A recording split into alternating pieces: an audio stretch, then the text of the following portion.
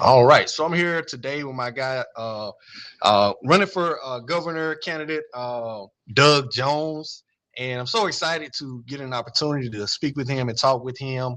Um, so, Doug, I'm going to call you Doug if that's okay That's with you. fine. All All right, good. All good. all right. Appreciate you having me on, Darius. I really do. This is great. Thank you so much. Thank you so much. So, you being a Alabamian, what still kind of motivates you and drives you today, man? I sit and I looked at your schedule, man. I'm like, wow, this is amazing. You're still able to do it. You had a lot of experience, man. What keeps you motivated? I think it's just the people that I run across every day. We have been, my wife and I have been traveling around so much over the last few years, and there's so much going on. We've been encouraged so much by the people of Alabama. They really have encouraged us to, either run for my old seat in the Senate or to do something where I think that you can make even more of a difference, and that is as governor. I think the state government is where the rubber meets the road. And so it's really the people that we meet and the folks, like everywhere we go at this point, everybody just not only says they say thank you for running, we need you. And so people are hurting out there. They see the dysfunction in Montgomery and they want to change. This is going to be a real change election in Alabama, I believe. And I am fortunate to be in the right place at the right time, that people see us as that vehicle of change. Awesome, awesome, awesome. I know, like you say, people want you running, and I just want to talk a little bit about your history. You were involved in prosecuting the 16th Street Baptist Church bombing case, Right. and me being a history teacher myself, I get a chance to go through that with my students on the daily. And you did such an important role, played an important role in that. What does that really mean to you personally? It means everything, Darius. I will tell you. I grew up in a segregated South. I mean, I was a kid during Jim Crow, and I watched the changes. I was in school in junior high and high school when desegregation of schools was. We were going through all of that with things, and folks were having difficult times with that. The students did a lot better than parents did.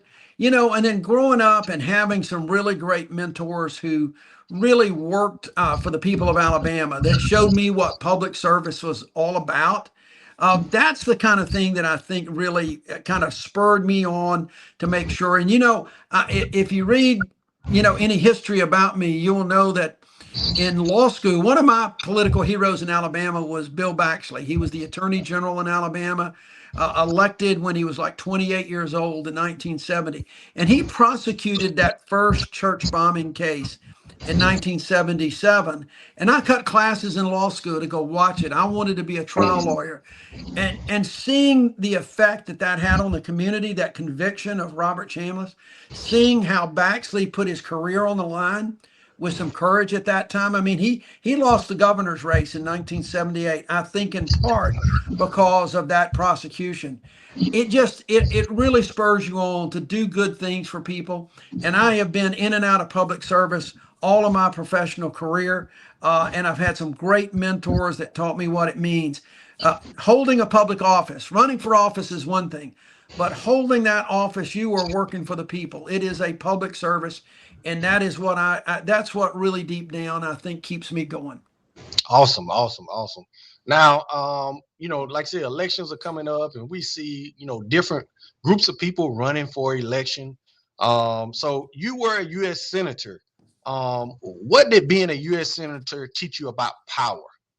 Look, that's a really interesting question, because very few people, I think, ask that question that way, and that is the power. You do have an element of power, but it's also it really doesn't matter if you can't get along with people and you can't work with people. An individual can't get very much done if they take a my way or the highway approach. We see that way too much right now in the U.S. Senate. We see it all over. And what I saw was something I think that I used when I was United States Attorney. I will tell you that being the United States Attorney in the Northern District of Alabama, that's the chief law enforcement officer of the federal courts through the entire northern 31 counties. It's almost half of the state by population. And therein, you really do have to use the discretion and the exercise of the power that that office holds in a way that's fair to everybody. So I learned a lot from being in that office.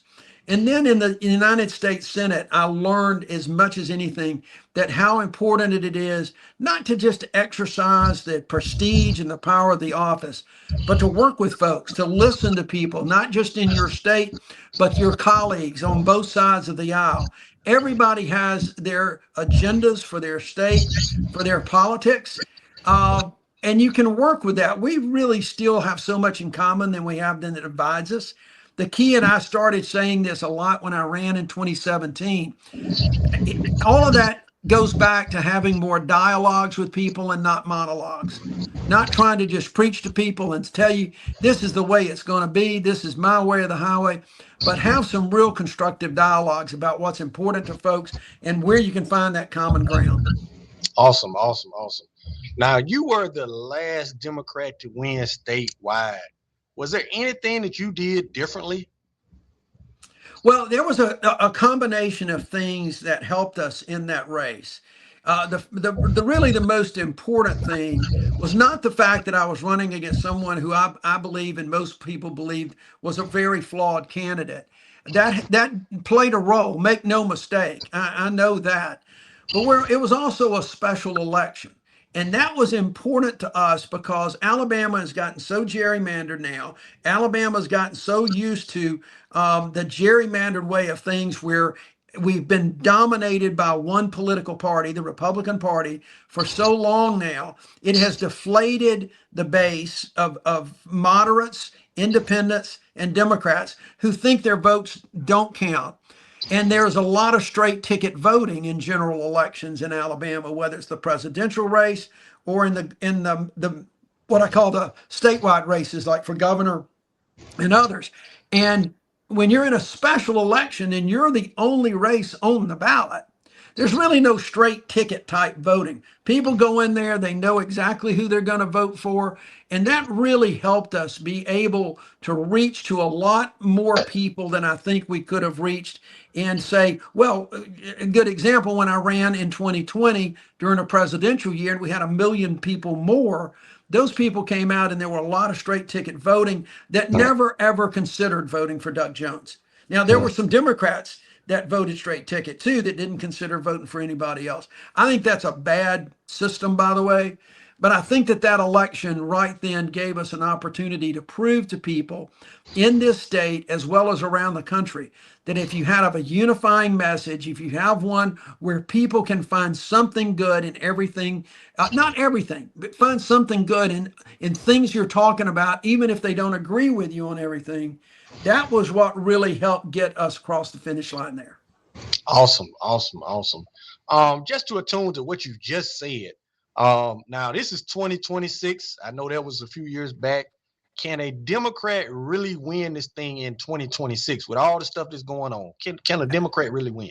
Well, you made an important qualification there. With all this stuff going on, that's exactly why a Democrat can win this year. Look at what's going on around the country. In next door in Georgia, you had Democrats win 2 public service commission seats because everybody was concerned about high electric bills.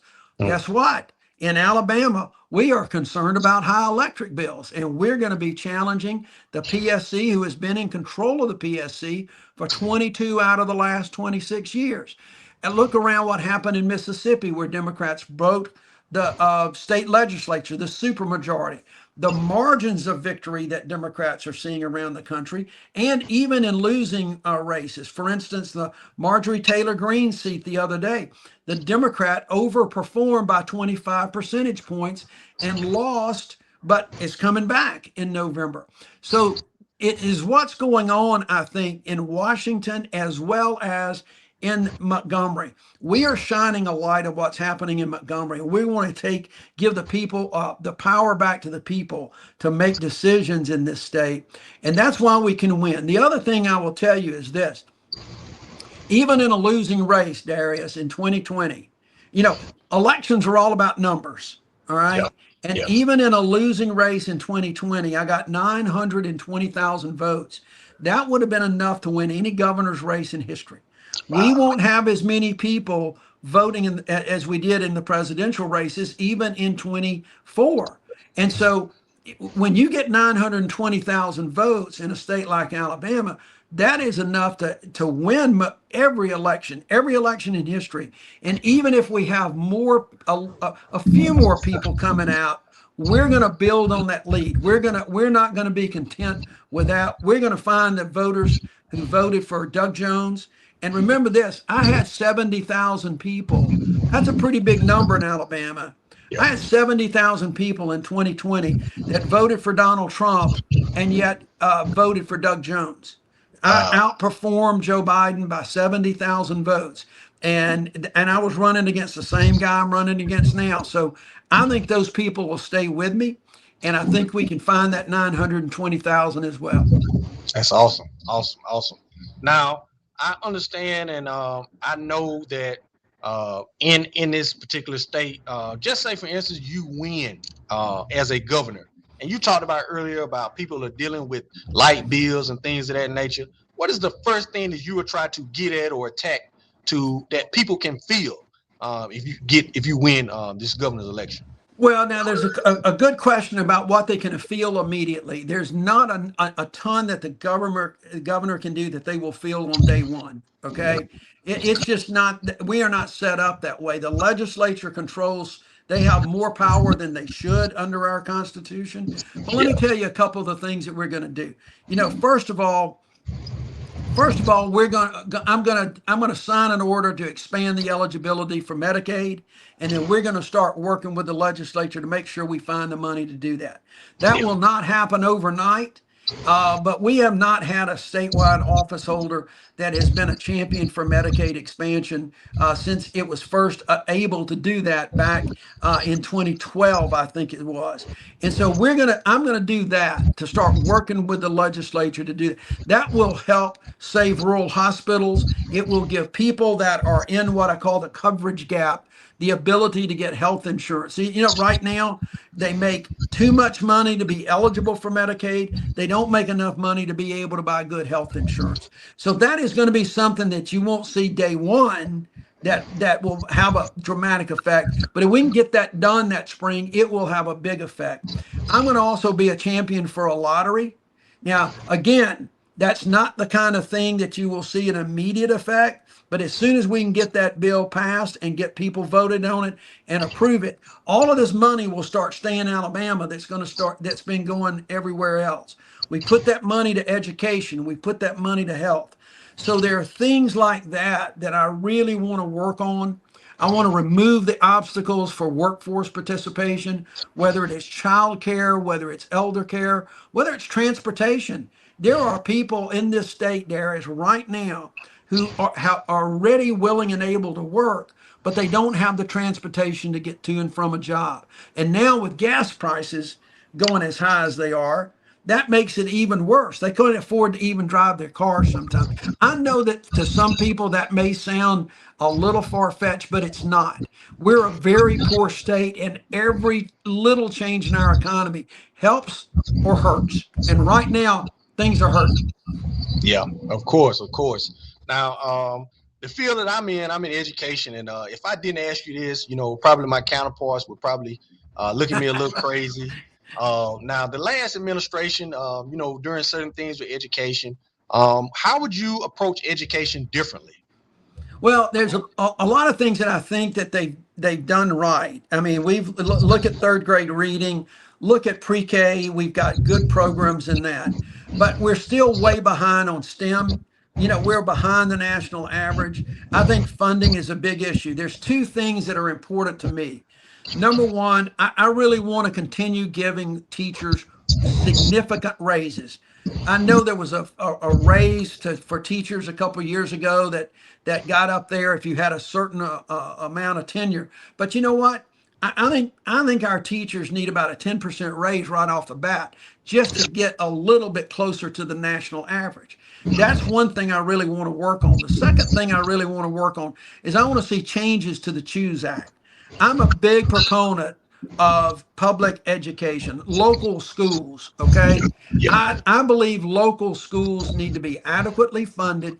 And I don't like the Choose Act where money is being taken from local schools and being put in private schools. Now, I have nothing against private schools. They provide a good service. But the point is, if if you can afford to send your kid to a private school now, you don't need a handout from the state of Alabama to send them. I mean, those private schools exist because people find ways to pay. They can afford to pay for them.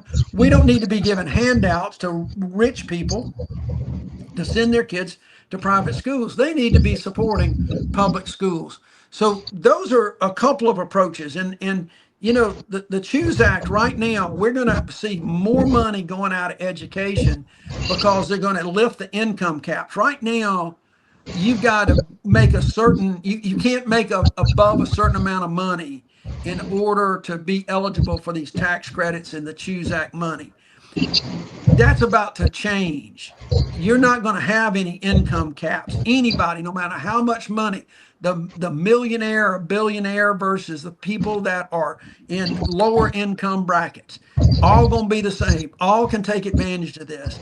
And at a minimum, if folks don't want to eliminate the Choose Act, at a minimum, we need to do things to keep those income caps.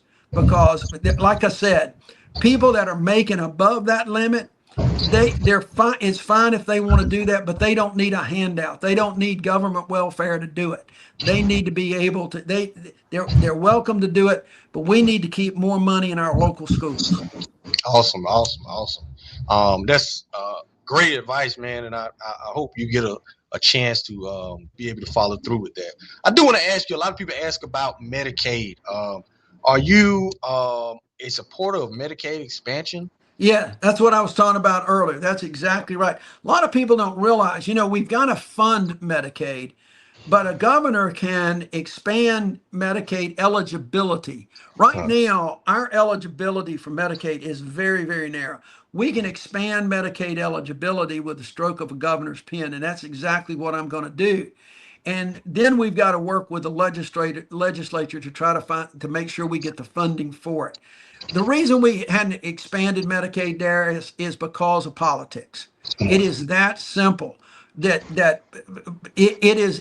Medicaid expansion is somehow seen as a democratic issue and not a people issue. We've got to make sure people understand that Medicaid expansion is about the health of their neighbors.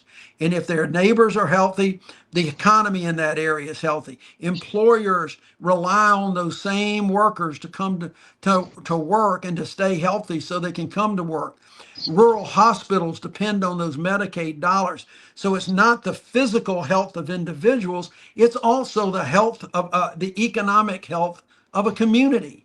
And when those rural hospitals stay open, when you attract rural, physicians into rural areas, you build an economy around that. And we're losing a lot of that. I'm telling you, when you start losing rural hospitals, the next thing to go is some of the industry and other things that are there that are propping up these rural areas.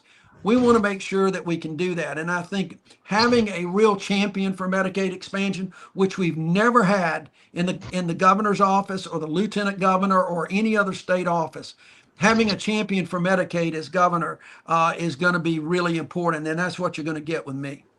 Awesome, awesome, awesome. So it's a lot going on in this election, and I know we tend to pay attention to the big media headlines and things of that nature. So what is at stake in this election that a lot of people are not paying attention to? Well, I think what people are. I want people to pay more attention to what's going on in their state government. I want them to look and see what actually came out of the bills in the legislature this year. Now there were some good bills that came out, and I'll give them some credit for expanding some veterans benefits.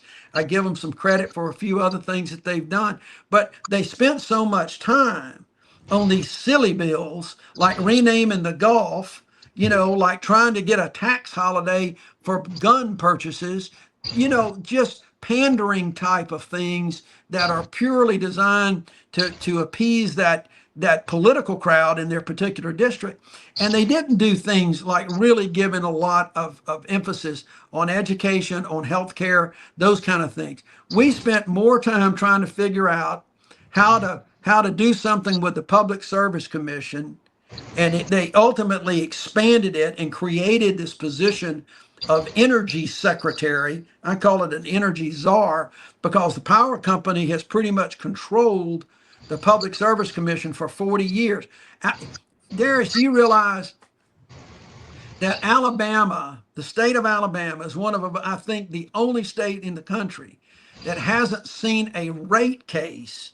And by rate case, I mean a hearing in which people are put under oath. You have audits. The power company has to come in and actually justify any rate increase that they want, as opposed to just coming in with their numbers and saying, here is the rate of return that you guaranteed us, so this is how much we need to raise the rates. We haven't seen a rate case in 40 years. 40 years.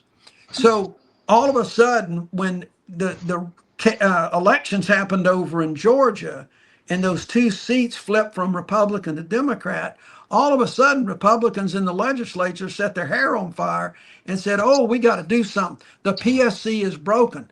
They finally woke up. They finally woke up. And yeah, I'm using that this Republican legislature was woke when it comes to electricity rates, okay, and your power bills, all right? They finally woke up and said, oh, the PSC's broken. Well, they're the ones that broke it, all right? And there's two seats open this year. I was a proponent of just giving this new Public Service Commission a chance to right the ship. Instead, they come in there and they're going to give Governor Ivey 4 appointments to a 7-member commission now and create this energy secretary that is actually going to control the commission. The energy secretary is going to control, which means it's going to be subject to the same stuff from the power company. That's a position that needs to be elected. So, those are the things that I think we've been trying to put a spotlight on, and that's what I think is going to be different about this election. I'll tell you one other thing that I think is going to be different because people are now seeing this spotlight shining on an issue in Alabama that's been simmering out there for a long time, and people just don't hear about it. They just don't want to think about it. And that is our prison system and our criminal justice system.